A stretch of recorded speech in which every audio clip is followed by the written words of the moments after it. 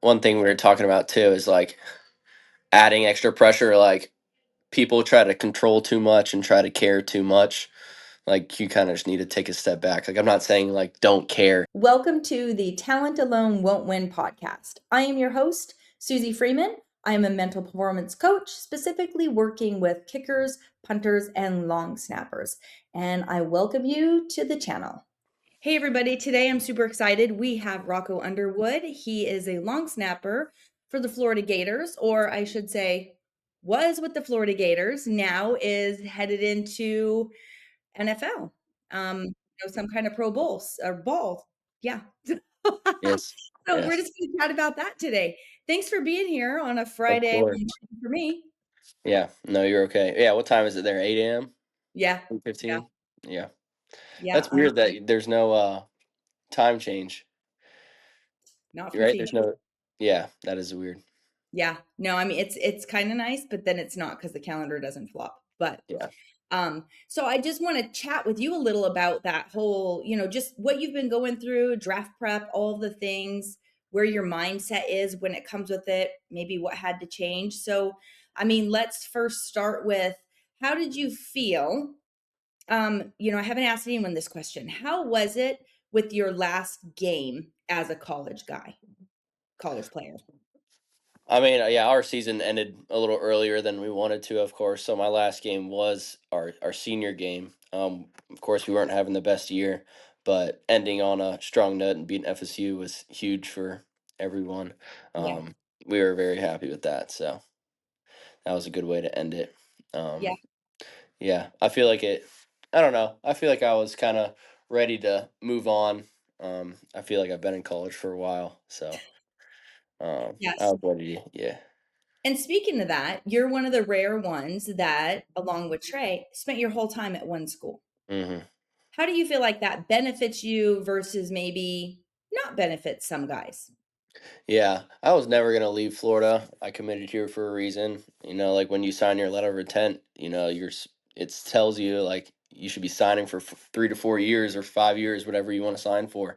Um, and with the whole new transfer portal and the NIL thing, it switches up a lot. But even Yeah. if I entered the portal, like a lot of people enter the portal for money, but long snappers don't really get money anyway, so there's not really much reason to enter the portal in the first place. But I mean, I was never gonna leave Florida. I'm from Florida. I was born in Florida. My parents live like an hour and a half away. They come to every one of my games. Yeah. My brother and my sister live down in Tampa now, which is 2 hours away. They come to every one of my games too. So it's just like nice for them. If I want to go home for a weekend, it's very easy. It's just like there's no other reason to really ever get away from here. I liked how my living was here. I liked everything, so I had no problem here at all. Yeah. Were you And or you're have living in you Florida, and you're playing in the SEC, so I don't really know what else that's you want. Yeah. um well, speaking of that, let's go on. SEC, how do you talk about, and I know it's not a lot of draft prep, but it's still a good question because the SEC guys are like, that's like real college ball versus say Big Ten and stuff where it's more corporate, etc. Yeah. Have you any advice or any input on that? Well, yeah, definitely SEC. I feel like is definitely like the best, most competitive conference. Of course, I mean, that might get some hate, but I mean, Big Ten's very good as well. Like, I feel like both of us are way up there in competitiveness and like I don't know, just like the teams and the players and Yeah. the people who are on the team, the coaches. I feel like that's also a big thing. Like the coaches at each school are a little bit better, um, but you just Yeah. have better resources and things. Um, yeah. Okay. So speaking of coaches, you did commit to Florida for a reason, right? And I'm sure the Mhm. coaching staff was part of it. And if you want to touch on this, that would be great. But I think it can be extremely helpful since there is a lot of movement and a lot of guys don't particularly stay, or now even coaches are moving around a lot. How was it when your coach left, whether it was his choice or not, left Mhm. like mid-season for you? And that's kind of who you signed with and who you had for 4 years pretty much. Yeah. How did you guys adapt? Yeah, I actually committed to Mullen back in Okay. 21, so I've been through 2 coaches. Okay. Um, so I committed to Mullen with I actually committed the coach who recruited me was Coach Keith Murphy, and then he left, and then Coach Shane Graham and Greg Knox helped me out, and then they were there for Mullen for my first year, and then after that, like, I wasn't super close with them, and then the new staff came in with Coach Couch, and then Coach Houston came in, and then I knew Coach Houston from, um, he recruited me at Alabama in 2019, way back in the day. So we kind of knew each other a little bit, him and Thomas Fletcher. So I was like, it was kind of like I don't know what you call it, a, what do you call it when like worlds like came back? I don't know. Like I knew that I was gonna play for him at some point, Got but it. now Okay. that he came to Florida, now it was like it all collided back again. So it was good. I enjoyed my last 2 years a lot, especially we had a good season in 24, and that was like probably my favorite season here at UF. Not only because it was a winning season, but like the people also. I feel like that's also a huge thing. It all like I feel like most of the time it matters the people you play with, Hmm. and like the camaraderie and like the locker room, just making sure everything's positive and nothing's getting like toxic or negative. That helps out, just making the game more fun. Because I feel like Yeah. nowadays people kind of take it more as like a job instead of just playing football. So um, Yeah. I mean, and I suppose that can be disheartening and it can also be, it is what it is, right? yeah. So, when I want to kind of talk about the American Bowl. What was that experience like? What can you give as far as advice to others of maybe something you wish you would have known beforehand or you learned there that can be very valuable to the next bit of guys that might get invited to the American Bowl?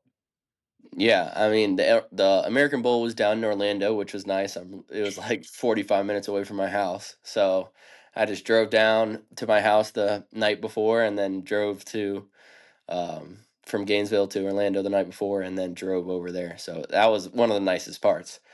So I can't really add on to the travel aspect where people were flying in from all over the place. So I don't really know about all that, but yeah. I mean, it was. I wouldn't even say it was really like for me at least like for specialists it's a lot different than the skill players and the big guys. Okay. Um, you don't really have that many meetings or anything like that. Like you don't really have to go over a playbook or anything. Uh, we kind of just showed up for the interviews that we had and the meals and like the overall team meetings and the practices, and then that was pretty much it. So um, it wasn't the worst. We didn't have to really. So with the American Bowl, it was a little bit different than I heard from like the Shrine Bowl and Senior Bowl, where you had like a round table where you went to every coach or went to every team, and the team could talk to you or they didn't want to talk to you or whatever. At the American Bowl, they just kind of just sent you a text if they wanted to talk to you, so you didn't have to sit there in the interview for no reason if they didn't want to talk to you. So if they sent you a text, you just go to their table and then talk to them for however long, and then if you got another text you go to that table, and then Yeah. if not, if you don't get any text, then you could just go up to your room and just chill. So that was one of the nicer parts with the American Bowl. They also had the NFL PAT test that's only there at the American Bowl and the Combine. So if you didn't go to the Combine but you went to the American Bowl, you still had the PAT test that everyone at the combine takes. So that was Okay. one point that was really nice with the American Bowl. But yeah, I mean, it was just like another week of practice. You're just working with different guys, Okay. working with guys that, of course, are draft eligible and that you probably never even met before. I didn't even meet any of the guys except the other snapper just from knowing him from camps and stuff. He's from Arizona, John. But I didn't really know any other guys beforehand. I just met him at the bowl game, and yeah, we were just it was just the it was just kind of fun. It's not like, yeah, you kind of have to like be on top of your stuff, of course, but at the end of the day, it's just football. At the end of the day, for a snapper, it's just you just got to snap the ball. You kind of just make it a little bit like stop trying to make it so hard on yourself. Yeah. So yeah. And there's a lot of nuggets in there. I think it's great that you kind of broke that down for everybody. Mhm. So I would go to, I mean, there's a few questions that come out of it, but the first one I want to ask you kind of relates to how you do your job. I have a couple different snappers that I chat with, and everybody has a different style, if you will, or athleticism kind of to them. You seem to be very good at being able to do your job and block and get down the field and make some tackles, which Mhm. is obviously something everybody loves. Did Mhm. you specifically train for that piece, or do you feel like that just kind of came with the job and how you grew up doing? Mostly, I guess, talk to me as if I was a snapper wanting to know how to be the better guy that can get down the field faster and all of the things. Yeah, I think like the biggest thing is like you don't want to just be like a long snapper. Like that's not really fun. You kind of want to be an athlete that turns into like a long snapper.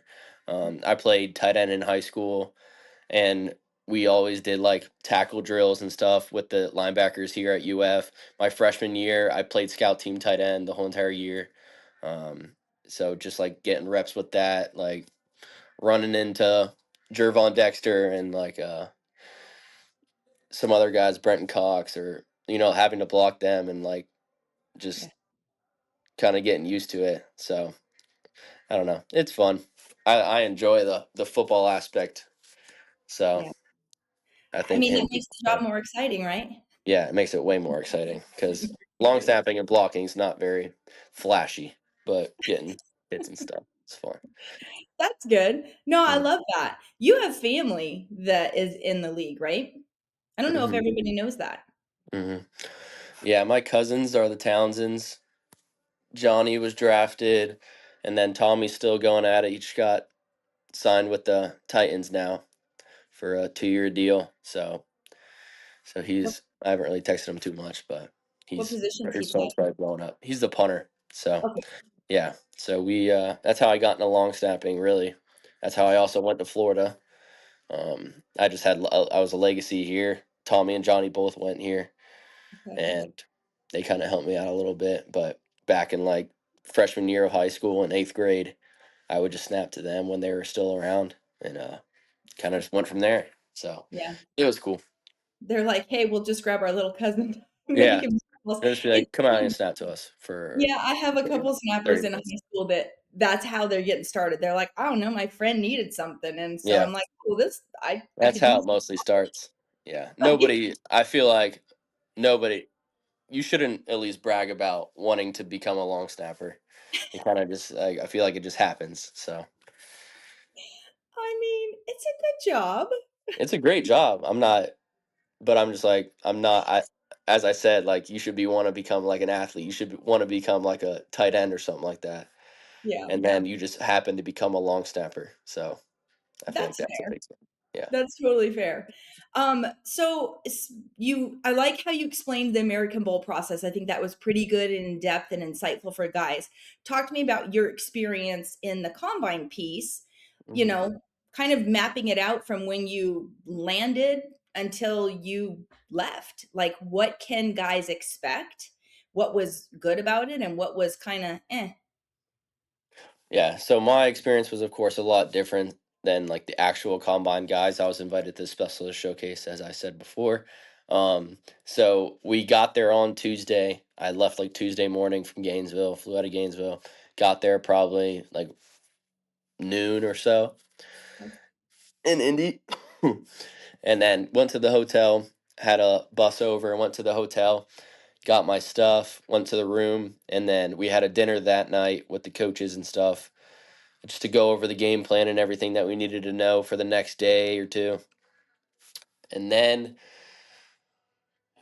that night is when like meetings started. So kickers and punters had their meetings that were invited. So this is not the combine guys. This is just for the specialist showcase guys.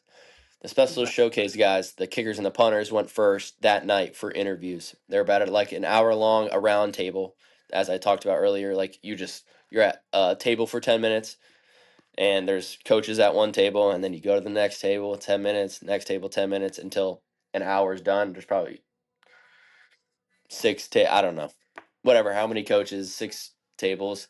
Um, and then we had ours the next morning of the workout, just for like an hour. They just ask you various questions about, yourself, who your family is, where you're from, Okay. how you got into football, how you got to UF, like things like that. Just some simple questions that they may not know. But then they might ask some more about game film and stuff like that if they want to or if they feel like they need to. Um, but then after that, after the interview process, it'll go into pretty much like a grab and go lunch, and then you're going straight to the workout. And then that workout was pretty long. It was probably like 5 or 6 hours. Whoa. Yeah, but I mean, from like you getting there and you actually leaving. I mean, there's like because you got to like warm up. There's like a snapper portion. We had a snapper portion first, which was there was just two coordinators or two guys that were helping us, and they would just give us a rush, and then each snapper would pretty much just go through like two snaps in a row. Coaches would rush, and then that would pretty much be it. We do like three sets, and the last set you would pretty much snap, block, and release. But that was like it was really short for the snapper part. They were trying to get to the kickers and stuff probably, but so then right after that, the kickers and the punters went. But I mean, it takes a while for the kickers to go. It takes a while for the punters to go because there's a lot more. Yeah. Um, so that was nice. And And then you after that, yeah, after that was just dinner, and then you're pretty much done for the day. Yeah. I mean, Mhm. obviously you can't compare because the combine's only a once in a lifetime thing, Yeah. but you Florida guys were extremely fortunate. For one, and I don't know the stats on this, how often an actual full ops unit from one school gets invited. So I think that Hmm. was probably pretty rare. And Yeah, then that's pretty they cool. actually paired you guys up, which would you consider that unfair? Yeah, I mean, they were just like, you guys can pick your holder and your snapper, and of course, I mean, we've been working together all year. Like, why not just keep it the same? So, and like the coaches were expecting it. Like when we were in the interviews in the beginning, they're like, "I expect you guys are gonna be together," and I was just like, I mean, that's what I've heard. That's what Trey wants to do. So it was pretty easy. You don't really have to. You're just back in the Trey and Tommy. I'm right here in the weight room right now. The weight room right here, and then the indoor. Trey and Tommy are actually in the indoor right now, doing some Okay. holds and kicks. So I was just out there, and I was like, I need to hop on this call. So No, that's fair. I mean, so you just wrapped up your pro day. no, no, no. Our pro days next week. Oh, that's right. Hmm. My fault. So, how are you then, how are you prepping for that? So, obviously, the guys are out there, you guys are doing your thing, but Hmm. talk to me real quick about, when you leave school, the team, right? It's all done. You're kind of not part of the team anymore, practicing, working out, etc. You're on your own. How are Yeah, you keeping your routines square? And what are those sort of non-negotiable routines? yeah. So I've pretty much been doing the same like morning routine, uh, with like sauna, cold tub stuff, and then I had one of the strength coaches write me up a little script for me for like the past 2 months. So he's been helping me out a lot with speed stuff Okay. and weight stuff and weightlifting. And then I kind of just do my own stuff when it comes to snapping. That's kind of how I've always been anyway. So Yeah. it's not really any different. But I've been staying pretty much in my routine. Uh, just, I mean, I live right across the street. Just walk over here whenever I want and just get to it. So everyone else is on spring break right now, so it's nice that it's pretty empty in here. So Oh, we're in that's and out. Yeah, yeah. And the 3 of you are living together right now, right? You, Tommy, yeah, and we Trevor. are. Hmm. Makes that's easy. You have Yeah, everybody you need. Yeah, we'll just wake up in the morning, wake everyone up, and say, "All right, let's go," and we would just walk over to the facility and I get our love that. workout in. Yeah. So, So, since you guys are over there working out, I'll just ask you a couple more questions. One, what is the best piece of advice you could give to, say, a junior, senior in college who's contemplating or thinks like, okay, I'm ready. Yes, I'm going to declare for the draft. What advice would you give them? um, well, so after my 4th year, 2024, I had a really good year, and I was thinking about going to the draft, but like I was just like, what's the point of really rushing it? Like it's not gonna be gone in 1 year. Like my dream or anything like that. So, um, I would say just take your time, really like figure out what you want to do, um, and don't rush things for sure. One thing I have, like, piece of advice I have when it comes to like football too, is don't add like extra pressure onto yourself. Mm, Um, so don't, I guess, like, just play like your ball, like just go out there and have fun. Don't go out there and try to do things that you don't know or haven't done before. Just like play inside your parameters, do exactly what you need to do. Um, and just have fun. I feel like the biggest thing. One thing I heard when I was on that, what was the guy I was talking to? What's the guy who does the Mind podcast, the Gervais? oh, Dr. Jarvis. Yeah. Yeah. Mhm. He was talking about how flow state is your love for the game, and you knowing you have the ability, or like your love for the challenge that is like ahead of you, and you knowing that you have an ability to succeed in the challenge. So like Yeah. that's one thing that I've been like trying to focus on a little bit. And like just like I really do love football. I love playing the game. I love everything about it. And I know that like I can be up there with the best at all times. So just going out there and just like playing my game, doing exactly what I need to do. And then Yeah. also one other point of advice that I hear it all the time, but sometimes it kind of just goes out of my head. It's like, if you never failed, like, how could your mind like ever be negative? You know, like you should only be thinking positive things and stuff like that. So Yeah. that's one thing that I've been really like trying to keep permanent in my mind at all times. Just keep saying to myself, be like, you're not going to fail here. You're fine. Like, Yeah. you will not fail. You will not fail. You will not fail. So You have that that's a piece big of thing. trust in yourself, right? Yeah. Yeah. Yeah, knowing your training and you're like, it is what it is. I'm here for a reason. I know what I'm doing. Trust it and go. Hmm. Quick thought on deciding last year if you were going to declare for the draft or playing another year. For one, you said snappers don't get paid a lot of money, so that probably didn't sway you then. Yeah. So I know with some guys it can be a bonus point, but do you also take a look at the draft class coming out and you're like, ooh, my chances, does that weigh any on you or not so much? I don't really think about it at all. Um, I mean, of course, like,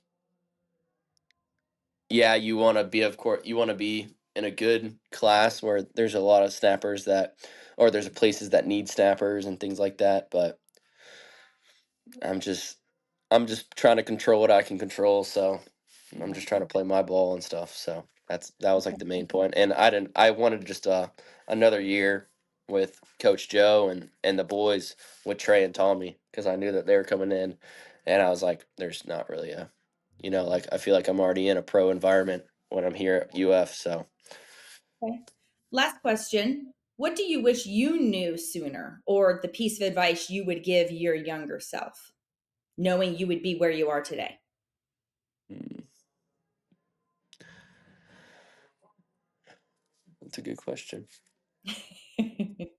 I don't know. I feel like the stuff I've been talking about, like I know I've been talking to you a little bit about this, like on our phone calls and stuff, but like at the beginning of the season, I felt like I had to like step it up. You know what I'm saying? Like I felt like I had to like be better than I was last year, when that's not the case. Like I really could have just been the same player. And then towards the end of the year, that's kind of how I switch my mind up when I was just like, all right, just go out there and play. Like, you'll be totally fine. Like, Mhm. you're going to go out there and you're going to play good because that's exactly what you do. You've done all the training, you've done everything you needed to do. Just go out there and just play free. Um, so yeah, that's like one thing is like, like, as I said before, like, don't add any pressure. Like, don't add like you need to do this, you have to do this, you have to get this done. Um, just go out there and just play ball. At Yeah. the end, No, at the end of the day, it's just I know it's like at the end of the day, it's just snapping a football. Like, you're not like it's not rocket science. Um, so you get paid like that. yeah, yeah, No, that piece of advice is so golden because you weren't the only one that was going through this. It's like those, you guys are very high performers, high achievers in that regard. And when you come off a really good season and you've got that mhm, high, you innately feel like, okay, how do I go be better? When, mhm, like we've had the conversations, you just need to be consistent, right? If you yeah, just keep being that awesome dude, perfect. That's all you yeah, need to do. So, but it is a hard mindset to kind of get into because you always feel like you have to be climbing and being better and doing better. But, there's a lot of pieces to that. You can get better in a lot of different areas where you're growing always, but yeah, staying consistent is most important, as yeah. you know. Like, But yeah, one thing we were talking about too is like adding extra pressure. Like, people try to control too much and try to care too much. Like, you kind of just need to take a step back. Like, I'm not saying like don't care, but like kind of towards like the end of the season, I was just kind of like, bro, just go out there and just play. Like, just go out there and you'll do exactly what you need to do. Like, stop caring so much for still like in the grand scheme of things, it doesn't really matter that much.